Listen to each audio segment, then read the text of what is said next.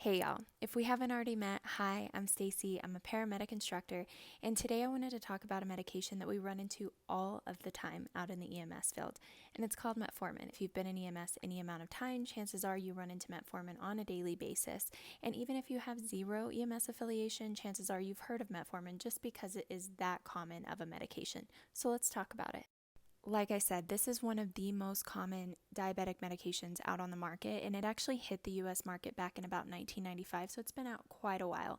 It was originally derived from what they call goat's rue or French lilac, and I would venture to guess if you ask most EMS clinicians, if your patients prescribe metformin, what is their medical history?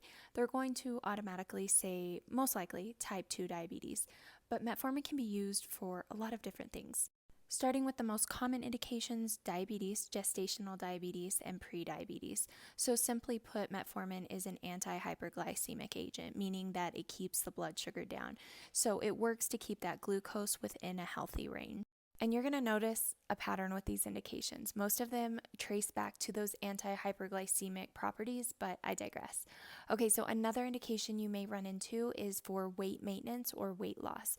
Depending on the specialist that your patient goes to, maybe they've undergone some type of surgery and they're trying to maintain weight, or maybe they've lost a substantial amount of weight on their own and they're just trying to maintain it. Sometimes doctors will prescribe metformin for this purpose. They're not diabetic, but they're just trying to keep that weight under control.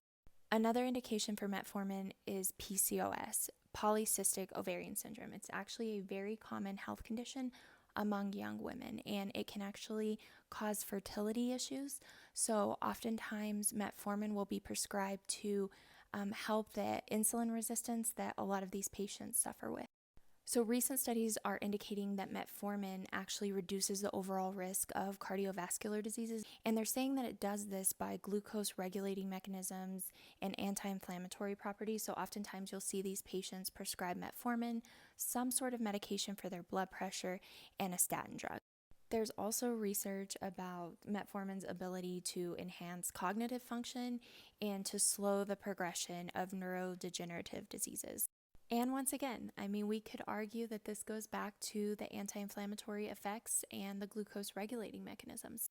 And hear me out on this one because the research is ongoing, but studies are suggesting that metformin may have anti-aging properties. So let me explain.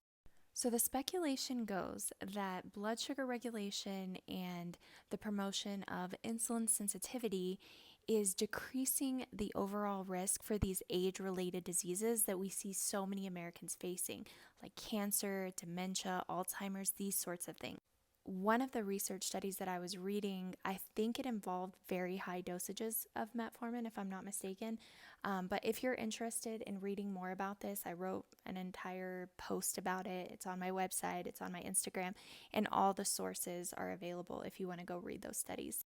This was a pretty long video to essentially just say, don't assume your patient has type 2 diabetes if they're on metformin.